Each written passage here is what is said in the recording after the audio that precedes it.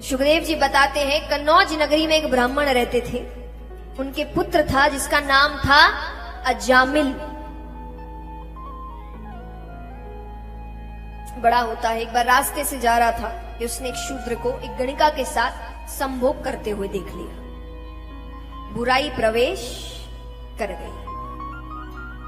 और देखिए अवगुण ऐसी चीज है कि एक अवगुण आ जाए ना, वो अपने भाई बंधों को बुला ही लेते हैं। तब एक अवगुण आया तो धीरे धीरे उसमें सारे अवगुण आने लगे। अब वो डकैती करने लगे, अब वो मदिरापान करने लगे, अब वो नशा करने लगे, अब वो गलत संग करने लगे। उस गणिका से विवाह कर लिया उसने। समय बीता, पाप उसके बढ़ते जा रहे हैं। अब उसी गांव में एक ऋषि 100 वर्षों की तपस्या करके उठते।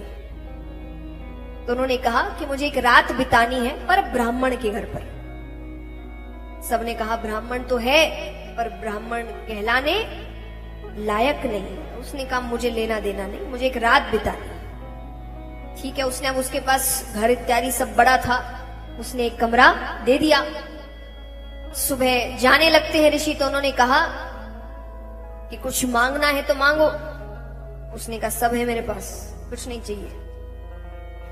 अच्छे लोग अंत तक यही कोशिश करते हैं कि सामने वाला सुधर जाए। तो ऋषि ने एक अंतिम कोशिश करी। उनको भी पता चला जब पूरा गांव ऐसी बातें कर रहा है, पर वो कहते कि हर व्यक्ति सुधर सकता है। तो उन्होंने कहा कि तुम्हारी जो पत्नी है वो गर्भवती है? बोले हाँ है। उसको 10वां गर्भ था। तो बोले उससे जो बालक होगा तुमको पुत्र होने वाला है, ये मुझे पता है। तो अगर ये बात सच हो गई, तुम्हें पुत्र हो गया, तो मेरा एक काम करोगे? बोले क्या? बोले तुम उसका नाम नारायण रखना। क्या नाम रखना? नारायण। उसने कहा ठीक है, अगर पुत्र हुआ तो मैं उसका नाम नारायण रखूंगा, पुत्र ही होता है। तो उसने उसका नाम नारायण रखा। अब क्योंकि घर का सबसे छोटा बच्चा है तो उसमें मोह ज्यादा है। अब उसके मुख में दिन भर एक ही नाम, नारायण कहाँ गया, नारायण को ले जाना, नारायण को खिलाना, नारायण को घुमाना, नारायण नारायण नारायण, दिन भर नारायण, भर नारायण। साल बीतते गए, उसका अंत समय आया। यम के दूत आए उसको लेने, खींच कर ले जाने लगे कि डर के मारे वो जोर से चिल्लाता है नारायण मुझे बचाओ, नारायण मुझे बचाओ। अब ये आवाज सुन के भगवान उठते हैं। भगवान ने अपने पार्षदों से कहा कि देखो कौन आवाज कर रहा है, उसकी मदद करो। भगवान के पार्षद आते हैं। भगवान के पार्षदों को देखकर यम के दूत भाग गए। अब यमराज भगवान के पास आए। यमराज कहे आपके किसी भक्त का अंत समय होता है, मैं नहीं जाता। पर ऐसे पापी के लिए आपके दूत आए, आपके पार्षद आए। भगवान कहते हैं पापी हो कि पुण्य करने वाला हो, तुमको पता है अंत समय में जो मेरा नाम ले ले वो नरक लोक नहीं जाता।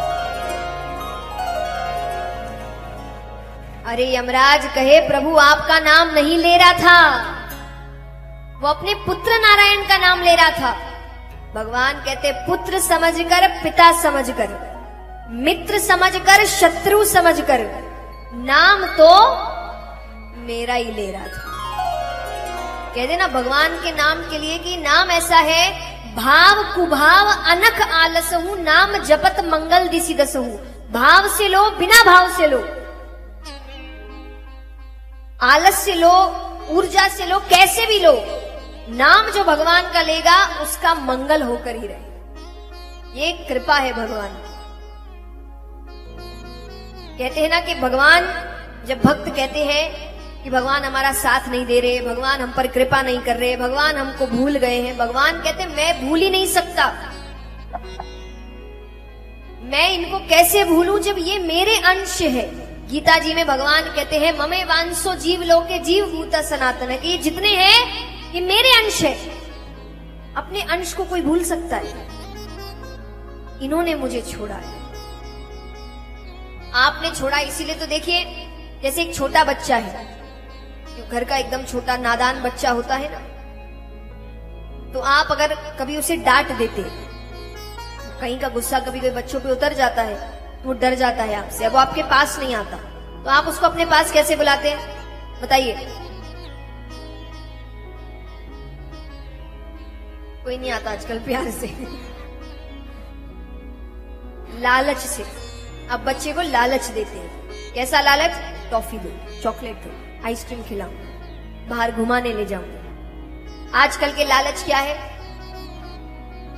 आईपैड दो, फोन। तो वो लालच से वो आपके पास आता है। तो जब कोई ऐसी हरकत हो जाती है, जब आपको ऐसा लगता है कि भगवान ने आपकी बात नहीं मानी, आपका काम नहीं हुआ, तो आप भगवान से नाराज हो जाते हैं, आप भगवान से दूर हो जाते हैं। तो भगवान आपको, ये सब लालच है भगवान के, और कुछ नहीं है। भगवान क्या करते हैं? भगवान लालच देते हैं कि आजा पाप काट दो, इधर नरक नहीं जाने मिलेगा, इधर। तो ये सब भगवान के लालच है कि तू मेरे पास आ तो सही, क्योंकि हमने भगवान को छोड़ा है, भगवान ने हमें। और देखिए एक बात हमेशा याद रखिए, मुझे नहीं पता बाकी क्षेत्रों में ये काम करता है कि नहीं है, पर भगवान की भक्ति में, योग्यता में वो ताकत नहीं जो ताकत अपनेपन में है। जैसे उदाहरण, एक बहुत बड़े सेठ जी है, उनकी मिलें चलती है, फैक्ट्रियां चलती है, खूब धन इत्यादि है। उनके कंपनी में एक कर्मचारी काम करता है, पढ़ा लिखा है, ईमानदार है, मेहनती है। वो महीने के 70-80 हजार कमाता है। वहीं पर सेठ जी का बेटा है जो इतना अयोग्य है कि उसको कोई महीने के 100 रुपए भी ना दे। कितने ना दे? 100 रुपए। पर जब सेठ जी की मृत्यु होती है तो सेठ जी की जो पूरी जायदाद है किसके नाम पर जाती है? कर्मचारी के नाम पे? बेटे के नाम। क्यों? अपना है। तो मुझे नहीं पता ये बाकी क्षेत्रों में काम करे ना करे, पर भक्ति में जरूर करता है कि योग्यता में वो ताकत नहीं जो ताकत अपनेपन में। अरे है जैसे है आपके, एक बच्चा है, बड़ी से बड़ी गलती कर दे, पहले खुद से कोशिश करेगा गलती को ठीक करने की, पर जब गलती ठीक नहीं होती तो किसके पास आता है? माँ बाप। क्या उसको पता नहीं कि माँ बाप डांटेंगे, मार भी सकते हैं, फिर भी माँ बाप के पास आएगा? क्यों?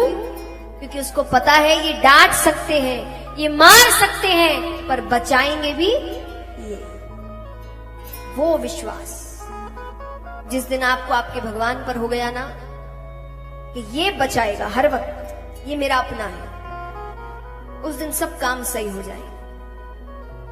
तो उस अपनेपन से भगवान को पुकारना है।